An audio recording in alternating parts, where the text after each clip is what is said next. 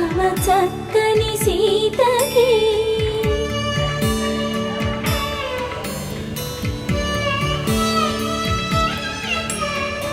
ఎర్ర జాబిలి చేయి రాముడేడని అడుగుతుంటే చూడలేదని పెదవి చెప్పే చెప్పలేమని కనులు చెప్పే నల్ల పూసైనాడు దేవుడు.